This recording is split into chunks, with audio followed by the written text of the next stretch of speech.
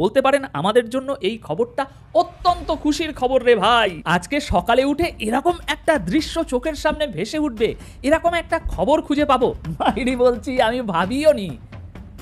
অনেকদিন ধরে শুনে এসেছি যে পাপ কখনো বাপকেও ছাড়ে না, আজ চোখের সামনে দেখতে পাচ্ছি। এটার নামই হচ্ছে যে ধরেন কি বলা হচ্ছে মাফিয়া ডন। মাথায় কি আউলা কোনো হিসাব আছে নাকি? দর্শক, বিজয় ঘোষণা হয়েছে, মাত্র 24 ঘন্টা হয়নি। খেলা তো চলতেছে সেই লেভেলে ভাই, লুঙ্গি খুঁজা পালাইতে হবে, কেউ টিকতে পারবেন না। এই জন্য ওনাকে আমি সবসময় থ্যাঙ্ক জানাই। এর আগের ভিডিওতেও থ্যাঙ্ক জানাইছি, আজকেও আমি থ্যাঙ্ক জানালাম। যে প্রস্তুতি দেখে আপনারা অবাক হয়ে যাবেন, চমকাইবেন। চমৎকার দুটি খবর আপনাদের জন্য নিয়ে এসেছে। এরকম দুটি নিউজ পৃথকভাবে এসেছে। এর ভিতরে প্রথম নিউজ সেটি ওইভাবে এখনো ভাইরাল হয় নাই, দ্বিতীয়টি ভাইরাল হয়েছে। প্রথমটি এটি গোপন সূত্রে পাওয়া গেছে। নির্বাচনের পরপরই কি তারেক জিয়া লন্ডনে ফিরে যাবেন বা লন্ডনে ফিরে যেতে বাধ্য হবেন? দর্শক, তারেক জিয়ার পরিস্থিতি ভালো না। তারেক জিয়ার সব গোমর, সব রহস্য অনিবার্যভাবে ফাঁস হয়ে যাচ্ছে। বাংলাদেশের 50 বছরের ভাগ্য নির্ধারণ করবে। ওস্তাদের মায়ের শেষ রাইতে জামাতে ইসলাম কিন্তু শেষ রাইতে বিএনপিকে একটা চরম পর্যায়ের মারা দিয়ে দিছে। সমস্ত কিছু জঞ্জালকে এখন একদম এক নিমিষে উষ্টা দিয়ে কিন্তু বিদায় করে দিয়েছে। সম্মানিত দর্শক, নতুন একটি নিউজে আপনাকে স্বাগতম। আজকে দিনে বাংলাদেশের সর্বশেষ রাজনৈতিক যে পরিস্থিতির তৈরি হয়েছে তারই আলোকে খুবই গুরুত্বপূর্ণ কিছু ভিডিও নিয়ে আপনাদের সামনে হাজির হয়েছি। তাই আজকের ভিডিওটি খুবই গুরুত্বপূর্ণ হতে যাচ্ছে। সম্পূর্ণ ভিডিওটি দেখলে বাংলাদেশের রাজনৈতিক সর্বশেষ পরিস্থিতি সম্পর্কে খুবই গুরুত্বপূর্ণ কিছু তথ্য পেয়ে যাবেন। তাই ধৈর্য ধরে সম্পূর্ণ ভিডিওটি দেখার অনুরোধ রইল। তার আগে ছোট করে একটি অনুরোধ, আপনারা যদি এই ধরনের আপডেট নিউজগুলো সবার আগে পেতে চান অবশ্যই চ্যানেলটি সাবস্ক্রাইব করে বেল আইকনটি অল করে দিবেন। আসসালামু আলাইকুম প্রিয় দর্শক, চমৎকার দুটি খবর আপনাদের জন্য নিয়ে এসেছি। হয়তো আপনাদের চোখে পড়েছে, তারপরে আমি শুধু মনে করিয়ে দিচ্ছি। আগামী ত্রয়োদশ জাতীয় সংসদ নির্বাচনে বিজয় লাভ করে বাংলাদেশের প্রধানমন্ত্রী হবার মতো যোগ্যতা তারেক রহমানের নেই বলে মতামত ব্যক্ত করেছেন মার্কিন ডিপ্লোম্যাটরা। অপরদিকে জামায়াতের বিপুল সম্ভাবনা দেখে আগামী নির্বাচনে জামাত ইসলাম সংখ্যাগরিষ্ঠতা পাবে এবং অনেক বেশি আসন পেয়ে তারা সরকার গঠন করবে। ফলে মার্কিন যুক্তরাষ্ট্র জামাতের সাথে কাজ করতে, সম্পর্ক বৃদ্ধি করতে চায়। এরকম দুটি নিউজ পৃথকভাবে এসেছে। এর ভিতরে প্রথম নিউজ সেটি ওইভাবে এখনো ভাইরাল হয় নাই, দ্বিতীয়টি ভাইরাল হয়েছে। প্রথমটি এটি গোপন সূত্রে পাওয়া গেছে। বিএনপিপন্থী কিছু সাংবাদিকদের নির্বুদ্ধিতার কারণে বলবো আমি, যেহেতু এটি প্রকাশ হবার কারণে জামাতপন্থী যারা রাজনীতি করে দেশে তাদের লাভ হয়েছে, অর্থাৎ 10 দলীয় জোট সমর্থকদের ব্যাপকভাবে লাভ হয়েছে। কিন্তু বিএনপির যে কত বড় ক্ষতি হলো, এবং বিশেষ করে যারা ওই সাংবাদিক যারা এইটার সাথে জড়িত, যারা এই ক্লিপটি লিক আউট করেছে, তাদের যে কত বড় ক্ষতি হলো তারা এটি বুঝতেই পারেনি। তাহলে বিষয়টা আসলে আমরা একটু পরিষ্কার করে বোঝার চেষ্টা করি। মার্কিন যুক্তরাষ্ট্রের এম্বাসিতে বাংলাদেশি কয়েকজন সাংবাদিক, সব কিন্তু বিএনপিপন্থী, এরা একটা বৈঠকের সময় গোপনভাবে ভিডিও করে। এটি কারো জানা ছিল না, ওই ডিপ্লোম্যাটদেরও জানা ছিল না, কূটনীতিকদেরও জানা ছিল না। তারা গোপনভাবে কথোপকথনগুলো, ওই অফিসিয়াল অর্থাৎ আনঅফিসিয়াল যে কথোপকথন, প্রোগ্রাম শুরুর আগে বা অনুষ্ঠান শুরুর আগে ব্যক্তিগত পর্যায়ে যে সমস্ত কথাবার্তা হয়, এইগুলো তারা গোপনে ভিডিও ধারণ করে। এরই একটি পর্যায়ে মার্কিন কূটনীতিকরা তারা এরকম গল্পের ছলে বলছিলেন যে তারেক রহমান আগামী নির্বাচনে যদি প্রধানমন্ত্রী হয় তাহলে তিনি প্রধানমন্ত্রী হবার মতো ম্যাচুরিটি তার ভিতরে এখন আসে নাই। তারা এইটি আবার বলেছেন দুটি কারণে। সেটা হচ্ছে তিনি নির্বাচনের শুরুতে 22 তারিখে যে বক্তব্যগুলো দিয়েছেন, এই বক্তব্যের ভিতরে কোনো ক্যারিসমেটিক নেতৃত্ব ছিল না, নতুন কোনো কিছু ছিল না। গতানুগতিক পুরনো ধাঁচের যে পুরাতন কথাগুলো, ধার করা কথা, এগুলোই ছিল।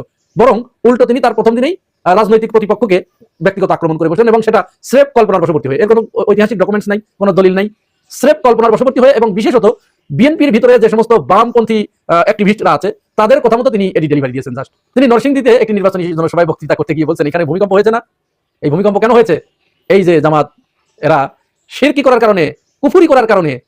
যদিও তার এই বক্তব্যের পরে ব্যাপক সমালোচনার সৃষ্টি হয়েছে, এবং শেখ হাসিনার মতো তিনি একটি কথা বলেন। শেখ হাসিনাও কিন্তু একটি কথা বলেছে যে এই যে আমাকে ফাঁসির আদেশ দেওয়া হলো, তারপরেই কিন্তু ভূমিকম্প হয়েছে এবং কয়েকবার হয়েছে, এটি আল্লাহর পক্ষ থেকে। আর তারেক রহমানও ঠিক শেখ হাসিনার ওই কথাটাকেই কপি করে বললেন যে এই যে ভূমিকম্প হলো, এটি জামাত ইসলামের শিরকের কারণে, তাদের কুফরি কথাবার্তার কারণে, কারণ তারা জান্নাতের টিকিট বিক্রি করছে। এই জান্নাতের টিকিট বিক্রি আমি গতকালের ভিডিওতেও আপনাদেরকে দেখিয়েছি যে বিএনপির পক্ষ থেকে এটি আমরা শুনেছি, তারাই মূলত জান্নাতের টিকিট বিক্রি করছে। জান্নাতের কথা বলছে, তারেক রহমানের নাম নিলে মুখটা পবিত্র হয়ে যায়, জিয়াউর রহমানের নাম নিলে মুখটা পবিত্র হয়ে যায়, হ্যাঁ, অমুকের বাড়িটাকে আমরা পবিত্র মক্কা মনে করি, ইত্যাদি ধরনের কথাবার্তা বিএনপির ভিতরে আমরা শুনেছি। বিএনপির বিভিন্ন পর্যায়ের নেতাকর্মীদের মুখে শুনেছি। জামাতের কোনো নেতা বলেছে যে আমরা এই যে জান্নাতের টিকিট বিক্রি করছি, বা সেই টিকিট, এই যে টিকিট কাউকে দিয়েছে, এরকম কেউ দেখাতে পেরেছে? বিএনপির কেউ একজন দেখাক যে জামাত এই টিকিট দিয়েছে আমাকে, ভোট দিলে পরে জান্নাতে যাওয়া যাবে, সেই জান্নাতের টিকিট।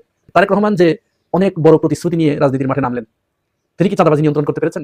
তিনি কি এটি লিখে দিতে পারেন মানুষকে, বাংলাদেশের মানুষকে, যে তার দল ক্ষমতায় আসলে বাংলাদেশের চাঁদাবাজি হবে না? এটি তিনি কোনোদিন পারবেন না।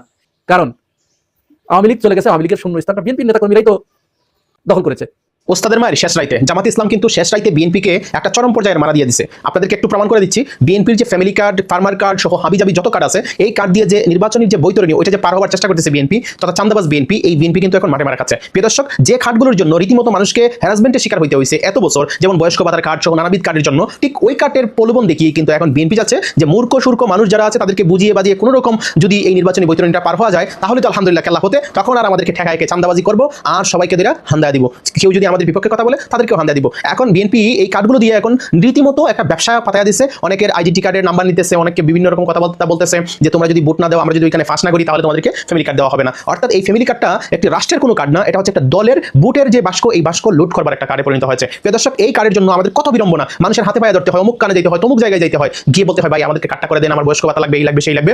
সমস্ত কিছু জঞ্জালকে এখন একদম এক নিমিষে উষ্টা দিয়ে কিন্তু বিদায় করে দিয়েছে জামাত ইসলামী। জামাত ইসলামী এখন যুগান্তকারী, যুগোপযোগী, বিশ্বের সাথে তাল মিলিয়ে আধুনিক বাস্তবতা যেটাকে বলা হয় ওয়ান কার্ড পলিসি, একদম ওয়ান কার্ড পলিসি। সেটা কি? সেটা হচ্ছে আপনার যে ভোটার কার্ডটা থাকবে, এই ভোটার কার্ডটাই হবে আপনার সব কার্ডের মূল কার্ড, আর কোনো কার্ড লাগবে না। এই কার্ডটাই যদি থাকে তাহলে আপনি আমি সবাই স্বয়ংসম্পূর্ণ। একজন নাগরিক হিসাবে আপনাকে মর্যাদা দিবে, একজন নাগরিক হিসাবে আপনার যা যা পাওয়ার কথা এই কার্ড অনুযায়ী আপনি পাবেন। অর্থাৎ ভোটার কার্ড অনুযায়ী আপনাকে আলাদা করে আপনাকে ফ্যামিলি কার্ড দিতে হবে না, আপনাকে কৃষক কার্ড দিতে হবে না, কোনো কার্ড আপনার লাগবে না। একটাই কার্ড, সেটা হচ্ছে আপনার ন্যাশনাল সিটিজেন কার্ড, সেটা হচ্ছে আপনার ভোটার কার্ড, যেটা আপনার কাছে আছে ওইটা দিয়ে আপনি সব করবেন। আপনার এই ভোটার কার্ড দিয়ে আপনার বয়স যদি 60 হয়ে যায় তাহলে আপনি অটো সব জায়গায় ফ্রি সার্ভিস পাবেন, অর্থাৎ সেবা পাবেন। সেটা হচ্ছে রোগ নির্ণয়ের ক্ষেত্রে রোগ হিসাবে আপনি যত যা সমস্যা হবে আপনার চিকিৎসার ভার সেটা জামাত ইসলাম তথা এই যে রাষ্ট্র আপনাকে বহন করবে। আপনার সন্তান আপনি জন্ম দিয়েছেন 5 বছর পর্যন্ত আপনার সন্তানের দেখভাল করবে রাষ্ট্র, সেটা জামাত ইসলাম বলেছে। এইরকম আহামরি কোনো রকমের স্বপ্ন দেখায় নাই জামাত ইসলাম। জামাত ইসলাম তারেক রহমানের মতন বলে নাই যে আপনাদের জন্য আমরা ইউনাইটেড নেশন করে দেবো, আপনাদের জন্য ফ্রি করে দেবো এই সব চিকিৎসা, এটা বলে নাই। এটা সম্ভব না, কখনো সম্ভব না। বিএনপি যেটা বলতেছে এটা বাস্তবায়ন করতে পারবে না যদি তারা ক্ষমতায় আসে, লিখে রাখেন। এখন জামাত ইসলাম যেটা বলছে যে 5 বছর পর্যন্ত আপনার সন্তানের সব দায়িত্ব হচ্ছে সরকারের সব চিকিৎসা ব্যয়ভার বহন করবে। অপরদিকে আপনি যখন বৃদ্ধ হয়ে গেছেন 60 বছরের পরে আপনি একটা শিশুর মতো হয়ে যাচ্ছেন, আপনি ঠিক সেই মুহূর্তে আপনার ব্যয়ভার কিন্তু সমস্ত চিকিৎসার ব্যয়ভার সরকার নিয়ে নিবে। তাহলে কত চমৎকার না? আর এটার জন্য আপনাকে মানুষের দ্বারে দ্বারে ঘুরতে হবে না যে ভাই আমাকে একটা চিকিৎসার জন্য একটা হেলথ কার্ড দেন, একটা ফ্যামিলি কার্ড দেন, এইরকম কোনো দানাই পানাই নাই। আপনার ভোটার কার্ড আছে মানে আপনি ফিট।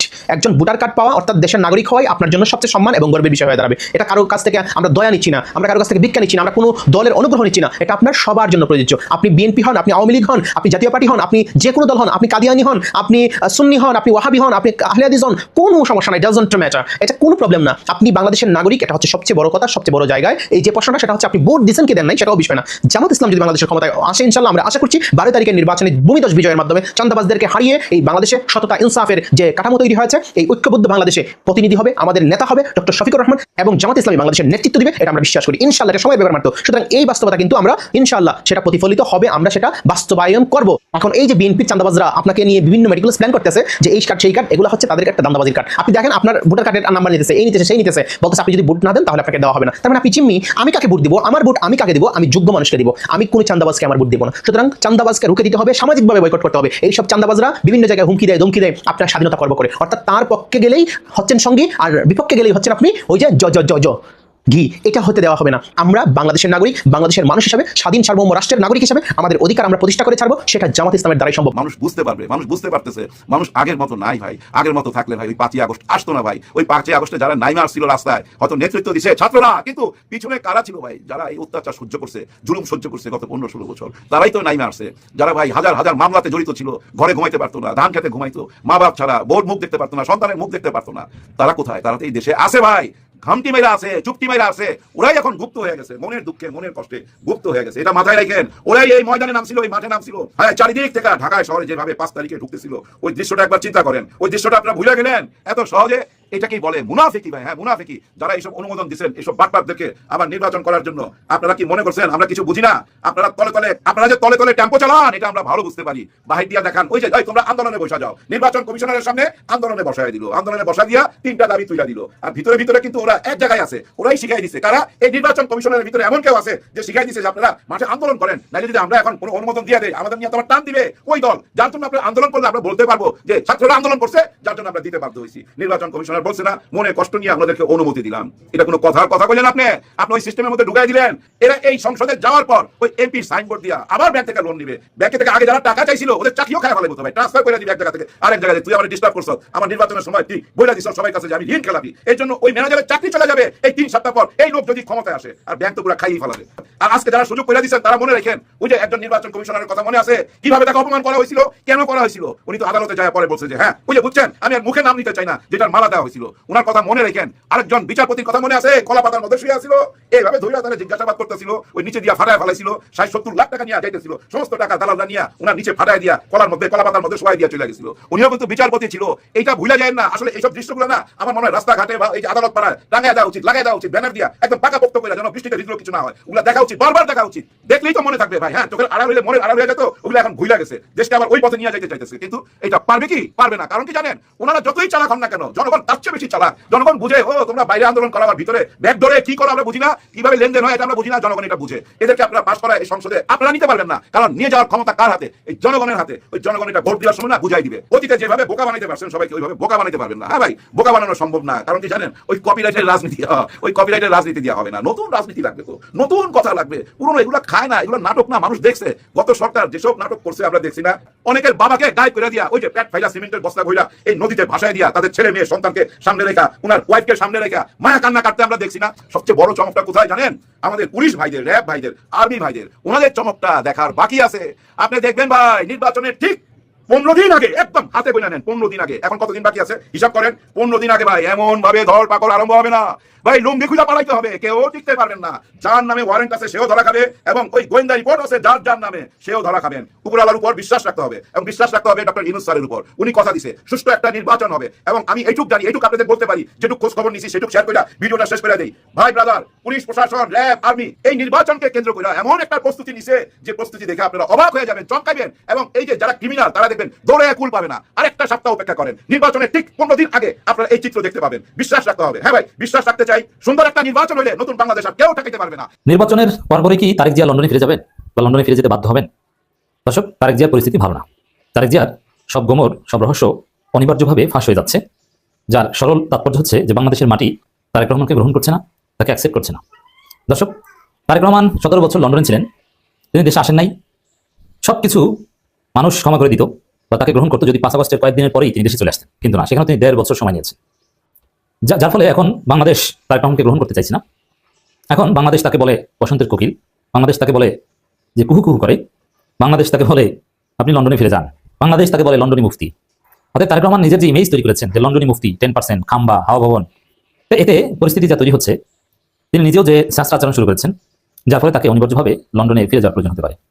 কারণ তারেক রহমান ইতিহাস তো প্রতিকূল পরিবেশ ফেস করে দেশের মাটিতে থাকা নয়, জাস্ট 111 সরকারের মাধ্যমে নির্যাতিত হয়েছেন, তিনি মুসলেকা দিয়ে দেশ ছেড়েছেন। কিন্তু জামাত নেতাদের চেয়ে থেকে বেশি নির্যাতন শিকার হয়েছেন তারেক রহমান? নেভার। কিন্তু জামাত নেতারা কি কখনো মুসলেকা দিয়ে দেশ ছেড়েছে? না, ছাড়েনি। অতএব তারেক রহমানের পাস্ট, তার ক্যারেক্টার, তার বৈশিষ্ট্য, তার ধরনের সাথে বাংলাদেশের মাটিতে যে কোনো পরিস্থিতিতে থেকে তিনি রাজনীতি করবেন, এটা যায় না। আমার কাছে মনে হচ্ছে তারেক রহমানকে যেহেতু বাংলাদেশ গ্রহণ করছে না, আগামী নির্বাচন অনিবার্যভাবে তিনি পরাজিত হবেন, পরাজিত হয়ে তিনি বাংলাদেশ ছেড়ে আবার লন্ডন চলে যাবেন। এখন তারেক রহমান দেশে আসার পর রাজনীতির মাঠে যেটা স্পষ্টত প্রমাণিত হয়েছে যে বন্যের বনে সুন্দর, শিশুরও মাতৃক্রোড়ে। আর তারেক রহমান লন্ডন এবং অনলাইনে সুন্দর, রাজনীতির মাঠে অসুন্দর। রাজনীতির মাঠে যখন তারেক রহমান নেমেছেন, সেই হারিয়ে ফেলেছেন। তিনি ভূমিকম্প, তিনি জানেন না কিছু, আচরণবিধি জানেন না, আইন জানেন না, ইন্টারভার্স যেটা হয়, এবং ভূমিকম্পের উৎপত্তিস্থল কোথায় বাংলাদেশে জানেন না। নরসিংদীতে বসে বলেন যে নরসিংদী থেকে ভূমিকম্প হয়। আর ভূমিকম্প কেন হয়? জামাত শিবিরের শিরকের কারণে। কি স্যাসরা, থার্ড ক্লাস, অশিক্ষিত হলে এই ধরনের কথা বলতে পারে? কোনো এলএম, কালাম, শরীয়তের জ্ঞান, সায়েন্সের জ্ঞান কিছু নেই। আচ্ছা, ইন্দোনেশিয়া এবং জাপান, ইন্দোনেশিয়া, ফিলিপাইন, এরা প্রচন্ড ভূমিকম্প প্রবণ এলাকা। তো জাপান, ইন্দোনেশিয়া, ফিলিপাইন কি জামাত অধ্যুষিত? সেখানে তো ভূমিকম্প হয় কেন? তো একজন জাতীয় নেতা তিনি যদি ধরেন হালকা কথা বলেন, মেবি ওয়ার্ড পর্যায়ের নেতারা যে ধরনের কথাবার্তা বলতেন, ওই কথাগুলো তারেক জিয়া বলছেন। এবং তিনি অনলাইনে সুন্দর কথা বলতে পারেন, কিন্তু অফলাইনে সুন্দর কথা বলতে পারেন না। এমনিতে ট্রেন্ডের সাথে মিলিয়ে গুপ্ত বলে ফেলেন, আবার উদ্ভট স্লোগান দিয়ে থাকেন মাঝে মাঝে। ড্রেস আপের মধ্যে স্মার্টনেস নাই, যে কোন ড্রেস পরে কোন কথা বলতে হয় এটাও মাথায় ঢুকে না। যদি এরকম কোনো সেন্স থাকতো তাহলে খালেদা জিয়া জানাজার দিন একটা টুপি মাথায় দিতেন। কোনো টুপি মাথায় দেওয়ার ছবি নেই, পাঞ্জাবি নাই, জিন্স আর জিন্সের প্যান্ট এবং দামি জুতা পরে। দেখেন এখানে বিএনপি লিখে স্যাসরাদের দল, কি চাটুকারদের দল, তার প্রমাণ তার জুতার ঘটনা নিয়ে ফাঁস হয়েছে। এটাও একটা ফাঁস। তারেক রহমান সব গোমর রহস্য ফাঁস হয়ে যাচ্ছে। তার মধ্যে একটা হচ্ছে, যেমন তিনি জুতা পরেছেন, একটা দামি ব্র্যান্ডের একটা জুতা, ওরকম জুতা তার অনেক হয়তো আছে। তো সেখানে চাটুকার মিডিয়া এবং চাটুকাররা বলছে, দেখছেন জুতার তলা ক্ষয় হয়ে গেছে, লন্ডনেও যে জুতা দেখি বাংলাদেশেও সেই জুতা। আসলে জুতার তলা ক্ষয় বলতে যা বোঝানো হয়েছে ওটা ক্ষয় না, ওটা একটা স্টাইল। মানে অরিজিনাল নতুন জুতার নিচে একটু সাদা দাগের মতো থাকে, যেটা দেখলে ছবিতে ক্ষয় হয়ে গেছে মনে হয়, আসলে ক্ষয় না, ওটা স্টাইল। আপনি চিন্তা করছেন যে তারেক রহমান বিলাসী জীবনে অভ্যস্ত, যে তারেক রহমানের গাড়ির দাম 38 কোটি 45 কোটি এরকম থাকে। তারেক রহমানের গাড়ি বিলাস আছে। যারা তারেক রহমান হাওয়া ভবনের কাহিনী জানেন, না জানলে এটা একটু স্টাডি করবেন। হাওয়া ভবন কেমন ছিল? হাওয়া ভবনের রাজা ছিলেন তারেক রহমান। সেখানে বসে তিনি কি করতেন? সেই শিল্পা সেটি আসতো, শিল্পা সেটিকে নিয়ে গাজীপুরে যেতেন। কোন কালারের কালো গাড়ি, গাড়ির গ্লাস কেমন ছিল? একটা গাড়ির দাম 45 কোটি 46 কোটি এরকম। 35 কোটি বিভিন্ন ধরনের গাড়ি বিলাস তার ছিল। এবং তিনি যে ব্লেজার পরেন, যে শার্ট পরেন, অনেক দামি, আমরা তো জানি, আমরা একটু ভালো পোশাক করার চেষ্টা করি। জুতার অনেক দাম, তো সেখানে তাকে সেরা জুতা পরনেওয়ালা বানাচ্ছে। কি মানে কি অসভ্য বা কি ব্রেইন! তাকে অন্যভাবে ফ্রেমিং করেন। তার আমার ড্রেস সেন্স আমার কাছে ভালো লাগে, তার স্টাইল ভালো লাগে। দেখবেন যে অনেক হেভিওয়েট ব্যক্তি ঠিকভাবে ইন করতে পারে না, বেল্ট কিভাবে পড়তে হয়, কতটুকু নিচে কিভাবে পড়তে হয়, মানে এগুলো পারে না। আবার দেখা যায় একটু বেশি ঢোলা হয়ে যায়, অনেক সমস্যা থাকে অনেক ভিআইপি লোকের। কিন্তু তারেক রহমানের বডি ফিটনেস ভালো এবং তার স্টাইল ভালো, আমার কাছে এটা ভালো লাগে। তো সেখানে তারেক রহমানের জন্য সেরা জুতার মিথ্যা গল্প সাজানো, এটা বিএনপির ইত্রামি এবং দেউলিয়াতের প্রমাণ, যাদের কাছে কোনো ক্যাপিটাল নাই। তারেক রহমানকে ভালো হিসেবে উপস্থাপন করার মতো কোনো উপাদান নেই, এই জন্য এখন এই জুতার গল্প নিয়ে এসেছেন বাজারে। তো দর্শক, এই গেল এক রহস্য। দেশে আসার আগে যে দিল্লির কাছে দস্তখত দেয়, তার কাছে দেশ নিরাপদ নয়। তারেক রহমান এখন ভারতের দালাল হিসেবে প্রমাণিত হচ্ছেন সন্দেহাতীতভাবে, কারণ ভারত দিল্লির কাছে দস্তখত দিয়ে এসেছেন। এটা জামাতের সমাবেশ থেকে প্রতিনিয়ত বলা হচ্ছে। এবং ভারতের যে মিডিয়া, বিশেষ করে আনন্দবাজার যে রিপোর্টটা করেছিল দিল্লির কাছে দস্তখত দেওয়া, তার কোনো প্রতিবাদ তো বিএনপি করেনি। এর মানে বিএনপি এটা মেনে নিচ্ছে। এত বড় একটা অভিযোগ এখন জাতি জেনে যাচ্ছে, নির্বাচনী প্রচারণায় ব্যবহৃত হচ্ছে যে দিল্লির কাছে দস্তখত দিয়ে এসেছেন তারেক রহমান। কেমন লাগে?